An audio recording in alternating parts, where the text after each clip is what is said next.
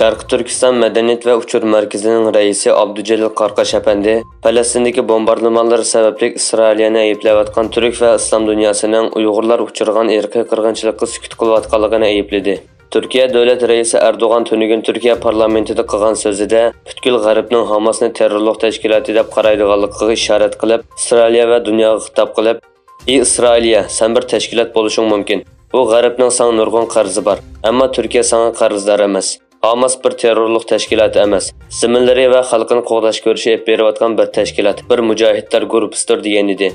Abdujalil Qarqash apandi bayonotida Uyg'urlar yillardan buyon uchrayotgan zulmning turk va islom dunyosida nazardan saqit qilinganligini ta'kidlab, Uyg'urlarmi o'zining haq-huquqlarini qo'g'dash uchun kurash qilmoqda. Uyg'urlar necha 10 yildan buyon Xitoyning zulmiga uchradi va G'arb dunyosida nurg'un davlat buni irqiy qirg'inchilik deb atadi. Afsuski, turk va islom dunyosi davomli Xitoyni qo'llaydiganligini ta'kidlab keldi. Amaliyotda Uyg'urlar ham turkdir, ham musulmondir dedi.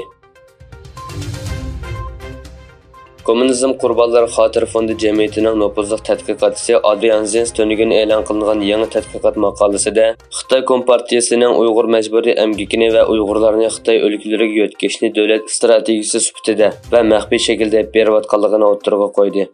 Adrian Zensning emgakchi yo'tkash orqali nomrodlikdan qutuldirishning hukm xarakterlik o'zgarishi nomli tadqiqot maqolasida Sharq Turkistondagi emgak kuchlarini yo'tkash siyosati atrofli tahlil qilingan bo'lib, Uyg'ur jamiyatiga ko'rsatadigan ta'siri va xalqaro siyosatning inkosi cho'nqur yoritilgan. Butun dunyoning diqqati rayondagi og'ir kishilik huquq dafsandichiligiga markazlashganlikdan Xitoy Uyg'ur yoshlarini emgak kuchlarini yo'tkash nomida Xitoy o'lkalariga yo'tkashni kuchaytgan. Xitoy emgak kuchlarini yo'tkash va nomrodlikdan qutuldirish nomida xalqaro emgak tashkilotining nizomlarini suiiste'mol qilib, Uyg'urlarni majburiy emgakka solishni davomlashtirgan. Xitoy Sharq Turkistonni butunlay xitoylashtirish, Sharq Turkistonning tabiiy boyligini Xitoyga yo'tkashni tezlatish va Xitoy oqqullarini ko'chirib kelishini kuchaytirish uchun Sharq Turkiston bilan Xitoy o'lkalari orasida havo va quruqlik qatnashini davomli ko'paytirayotgan bo'lib, buning jumlasidan Sichuan ya Andin Sharq Turkistonning qog'iliq tutishidan yuqori sur'atli tashyo'l qurilishining Sichuan bo'lagi Kangdang Palmatiga 1-nomerli tonnelining 10 tonneli tutashtirilgan. Xitoy iqtisod xabarlari to'g'rining 23 oktyabr xabar qilishicha, yoyi yuqori sur'atli tashyo'lining Kangdang chegarasidan o'tadigan bo'lagidagi Palmashan 1-nomerli tonneli Sichuan Gansu oblastining Kangdang shahriga joylashgan bo'lib, Kangdang shahrining Shinxan kentidan boshlanib, Palmashan kentida oxirlashadi ekan. Sol tarafdagi tonnelning uzunligi 8865 metr, o'ng tarafdagi tonnelning uzunligi 8780 metr bo'lib, eng chong ko'milish cho'nqurligi 1250 metr ekan. Navbatda yoyi yuqori sur'atli tashyo'lining Kangdang chegara liniyasi turi tonneli qurilishi jami 28250 metr tamomlangan. Amerika prezidenti Joe Biden Janubiy dengizdagi talash-tartishlik suvda Xitoy va Filippin paraxotlari so'qilib ketgandan keyin davlatining Filippinni qo'g'dash va'dasini ta'kidladi. Biden Oqsaroyda Avstraliya bosh ministri Antoni Albanese bilan o'tkazgan birlashma muxbirlarni kutib olish yig'inida Janubiy dengizdagi talash-tartishlik rayonida yuz bergan so'qilish haqida so'z qildi. Biden Xitoy dengiz qirg'oqi muhofazat atrofidagi taba paraxotlarning voqea yuz berganda rayonda xatarlik va qonunsiz harakat qilayotganligini bayon qildi.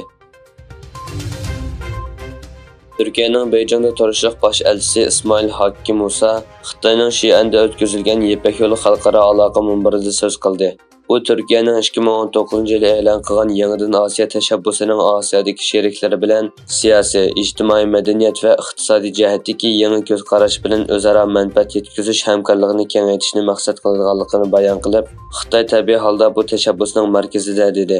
U mundaq deb ko'rsatgan: Xitoyning qadimiy poytaxti Xi'an ilgari qadimgi turklarni o'z ichiga olgan o'xshamagan xalqlarning uchrashishi va birikish nuqtasi bo'lib, ikki xalqning ajdodlari Osiyo bilan Yevropani tutashtiradigan bexatar va muqim qatnash liniyasining insonlar uchun muhimligini to'nib yetgan. Xitoy Turkiston jo'g'rafiyasidagi davlatlarga mablag' to'siqi orqali iqtisodiy jihatdan davomli ta'sir ko'rsatmoqda. Egilinishcha, Xitoy bu yilning oldingi 6 oyida Qirg'izistonga 102 million dollar mablag' sag'an. Qirg'iziston Ministrlar Kengashining 25 oktyabr e'lon qilgan bayonotida Ministrlar Kengashining raisi Aqilbek Jafarovning 24 oktyabr Bishkekka rasmiy ziyoratga kelgan Xitoy bosh ministri Li Chang bilan uzun ko'rishganligi bayon qilingan.